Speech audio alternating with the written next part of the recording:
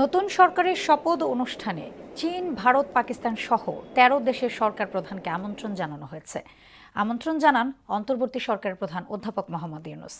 বিশ্লেষকরা মনে করছেন এই শপথ অনুষ্ঠান ঘিরে আঞ্চলিক কূটনীতিতে নতুন বার্তা আসতে পারে। আরও জানাচ্ছেন প্রিয়াঙ্কা নিতু। ত্রয়োদশ জাতীয় নির্বাচনে নিরঙ্কুশ সংখ্যাগরিষ্ঠতা পাওয়ার পর মঙ্গলবার নতুন সরকার গঠন করতে যাচ্ছে বিএনপি। শপথ অনুষ্ঠানে অংশ নিতে ১৩ দেশের সরকার প্রধানকে আমন্ত্রণ জানিয়েছে অন্তর্বর্তী সরকারের প্রধান উপদেষ্টা ডক্টর মোহাম্মদ ইউনূস।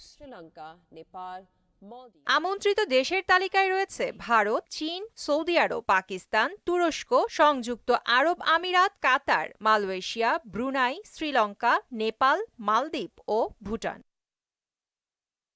ভারতের প্রধানমন্ত্রী নরেন্দ্র মোদীকে আমন্ত্রণ জানানো হলেও একই দিনে ইমানুয়েল ম্যাক্রোর সঙ্গে পূর্ব নির্ধারিত কর্মসূচি থাকায় তার উপস্থিতির সম্ভাবনা কম। পরবর্তীতে ভারতের পররাষ্ট্রমন্ত্রী এস জয়শঙ্কর অথবা ভাইস প্রেসিডেন্ট সিপি রাধাকৃষ্ণ অনুষ্ঠানে অংশ নিতে পারেন। যদিও ভূমিধস জয়ের পর বিএনপি এবং দলীয় প্রধান তারেক রহমানকে অভিনন্দন জানিয়েছেন নরেন্দ্র মোদী।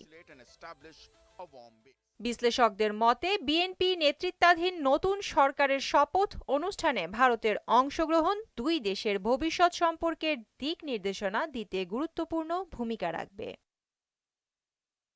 প্রিয়াঙ্কা নিতু, মোহনা সংবাদ। জামায়াতে ইসলামের আমির শফিকুর রহমান এবং এনসিপির আহ্বায়ক নাহিদ ইসলামের বাসায় যাচ্ছেন বিএনপির চেয়ারম্যান তারেক রহমান। বিএনপির মিডিয়া সেল সূত্র জানিয়েছে, তারেক রহমান আজ প্রথমে জামায়াত আমির এবং পরে নাহিদের বাড়িতে যাবেন। ত্রয়োদশ জাতীয় সংসদ নির্বাচনে বড় জয়ের পর সরকার গঠন করতে যাচ্ছে বিএনপি। মঙ্গলবারের মধ্যে নতুন সংসদ সদস্যরা শপথ নিতে পারেন বলে জানা গেছে।